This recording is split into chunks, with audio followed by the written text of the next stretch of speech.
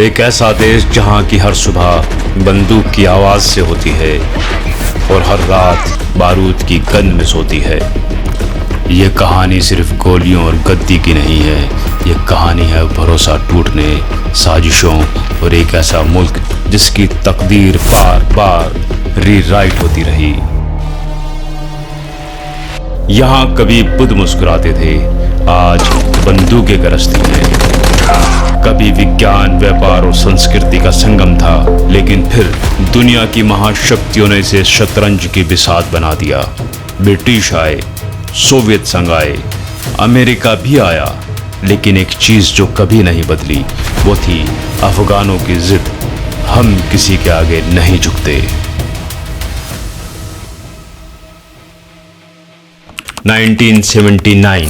1979 में सोवियत संघ के टैंक काबुल की गलियों में घूम रहे थे। ये अमेरिका को बर्दाश्त नहीं हुआ, लेकिन वो खुद युद्ध में नहीं कूदा।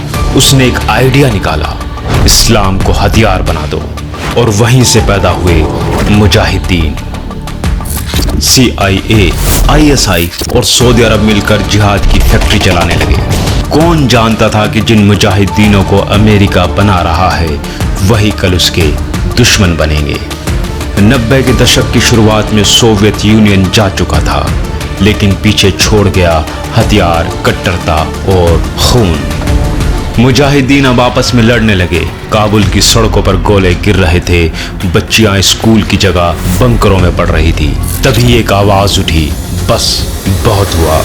1994 में कंधार के गुमनाम से मौलवी ने तालिबान नाम का झंडा उठाया। नाम था मुल्ला मोहम्मद उमर।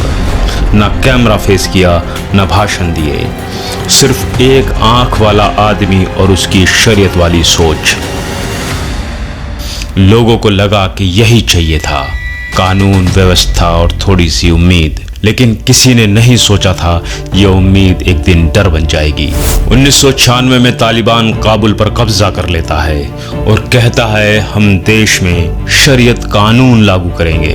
टीवी बंद, म्यूजिक बंद, लड़कियों का स्कूल जाना बंद, घरों से औरतों का निकलना बंद। स्टेडियम अब फुटबॉल नहीं, फांसी का अड्डा बन गए थे। और उसी समय तालिबान की दोस्ती हुई ओसामा बिन लादेन से। सन 2001 तारीख थी 11 सितंबर। सुबह का वक्त। अमेरिका अपनी रोजमर्रा की जिंदगी में व्यस्त था। लोग ऑफिस जा रहे थे। तभी न्यूयॉर्क के आसमान में एक प्लेन तेजी से उड़ता हुआ दिखाई दिया और सीधा जाकर घुस जाता है वर्ल्ड ट्रेड सेंटर की बिल्डिंग में। कुछ ही मिनटों के बाद दूसरा विमान भी बिल्डिंग से टकरा जाता है। करोड़ों लोग टीवी पर लाइव देख रहे थे कि कैसे एक महाशक्ति का दिल धधकता हुआ गिर रहा है। अमेरिका सदमे में था, लेकिन सिर्फ एक सवाल गूंज रहा था कि ये किसने किया। जवाब मिला, ओसामा बिन लादेन। अमेरिका ने पूछा, ओसामा कहाँ है? तालिबान ने कहा, हमारा मेहमान है। बस फिर क्या था, अमेरिका ने कहा, अब मेहमान नवाजी खत्म। 7 अक्टूबर 2001 शुरू हुआ ऑपरेशन एंड्यूरिंग फ्रीडम। अमेरिकी बॉम्बर्स तालिबान के आसमान में उड़ने लगे, शहरों पर मिसाइलें गिरने लगी।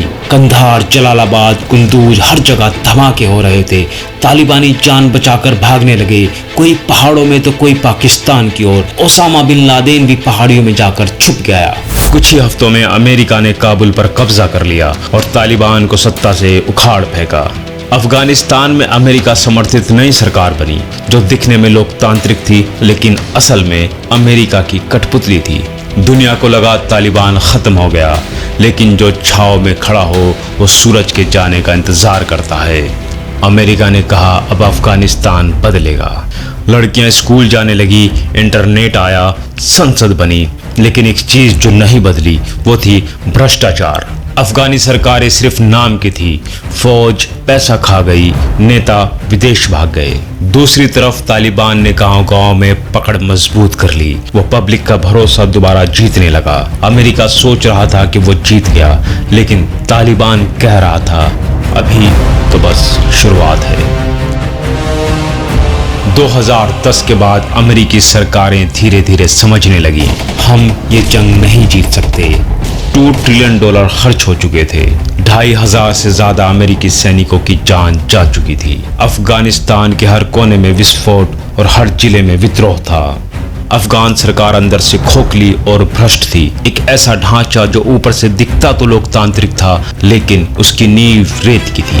2018 को दो दुश्मन एक टेबल पर बैठे, अमेरिका और तालिबान। कतर में बातचीत हुई। अमेरिका बोला, हम निकल जाएंगे, तुम शांति रखो। 2020 में डील साइन हो गई। ये शांति की डील नहीं थी, ये तालिबान के लिए रनवे था, सत्ता की लैंडिंग के लिए।